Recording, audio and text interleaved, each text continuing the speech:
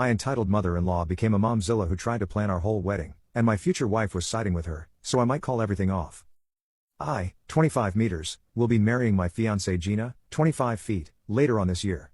I proposed to her a little bit before Christmas and we're aiming for a November wedding. Gina has 2 older brothers, only one of which has gotten married, and for one reason or another, my mother-in-law, 68 feet, was not involved in the planning of the wedding at all. She was pretty hurt by this as she's always wanted to help plan her children's weddings, so when we got engaged, she offered to pay for most of the wedding, and in return we agreed to let her help with the planning. In my mind, as long as I'm marrying Gina I'm happy, so I was okay with this. The only thing I'm really sticking to is that I refuse to change is what I'm wearing. My mother died when I was very young, and she was the daughter of first-generation Scottish immigrants. My grandparents moved from the north of Scotland in the 60s and my mother was brought up learning about her parents' culture. Since she died, I've had a hard time connecting to that side of my family, and after my grandfather died a few years ago, I decided that I wanted to wear her family's kilt when I get married. I talked about this with my fiancée before we got engaged, because it is an unorthodox idea, but she thought it was sweet and liked the idea. A few days ago my mother-in-law came up to me and told me I'd have to wear a traditional tux instead of a kilt. When I asked her why, she said it went against the view she had of Gina's wedding, and that the colors of my mother's tartan clashed with the color she had chosen for the wedding. When I told her that this was pretty much the only thing I'm unwilling to budge on, she brought up how she's paying for most of the wedding and wearing a tux is the least I could do. When I brought this up to Gina she echoed the sentiment her mother had made about paying for the wedding.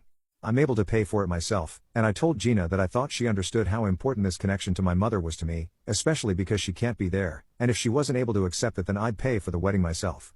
Gina told me I was being a bit of a schlong for being this stuck to what I want to wear, and once my mother-in-law heard that I would just pay for the wedding myself, she got really upset because it's always been her dream to plan Gina's wedding. I'm feeling like a bit of a sausage right now and was wondering if I should just wear a standard tux. My family's kilt is really important to me but this is causing more conflict than I thought it would. Update. So the past 24 hours or so have been eventful. I took most people's advice and talked to my fiancée about this issue before going forward. Her siding with her mother like this and going against me was really out of character, so I felt like I really needed to figure out what was going on. The long and the short of it comes down to money. Gina doesn't make as much of a salary as I do, I make over double her salary. Despite this she's pretty insistent of things being split 50-50 between us. Our finances aren't combined until after marriage because of some weird tax issues and legal things in our home region, but even with me making more she insists we're a team and have to go 50-50 on big things, rent, car payments, electrical, wedding, and so on. So even though I'm able to pay for the wedding myself, she's not able to pay for the half she feels like she'd want to pay.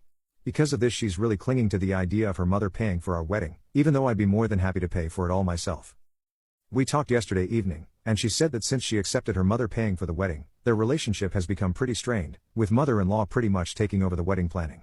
Apparently she was initially pushing for a tropical destination wedding in Jamaica, an idea Gina put down quickly as she knows I hate the idea of destination weddings. She had even tried to get final say on the dress Gina was going to wear, as well as wanting the final say over who the bridesmaids were. She wanted her friends' daughters who Gina is not close with in the party.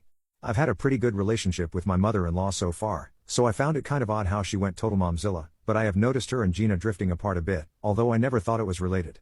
A few people thought that Gina actually hated the idea of the kilt and had her mom acting as the bad guy to try and change my mind, and you're not completely wrong. She doesn't hate the idea, but really doesn't like that the other male members of the bridal party will be wearing tuxes while myself and my cousin would be wearing kilts. She wanted consistency across the board and had expressed this to her mother. My mother-in-law took this as the opportunity to get me to wear a tux instead of getting the groomsmen to wear kilts, and had the wedding colors changed, without Gina's knowledge, to contrast with my family's tartan. When I talked to Gina yesterday, she said that she had just gotten out of a massive fight with her mother over changing the colors, and really wasn't in the mood to start another argument with her.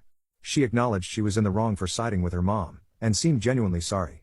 She said that in the stress of planning a wedding while having an overbearing mother, she had thought of the kilt as another detail, and had forgotten the significance of it to me, and that she was really sorry. In the meantime a few changes have been made. Her mom is no longer paying for the wedding, and no longer involved in planning. I'm going to pay half, as Gina never wanted me to pay more than half by myself for something that's for both of us, and my father-in-law is covering the parts that Gina is going to have some trouble covering. My mother-in-law is unaware of this, but my father-in-law is not telling her he's helping pay for the wedding, a true don. We're still getting married in November, wedding colors have been changed back to match my kilt, and we've decided to rent kilts in our regional tartan for the rest of the groomsmen so that they match the aesthetic. Thankfully no deposits were put down on things like tux rentals, bridesmaid dresses, or decorations so no money lost. I know a lot of people told me to seriously reconsider marrying Gina, and going into our talk last night I really was, but I'm happy with how things turned out since this really was an anomaly in her behavior, and I really am excited to marry her.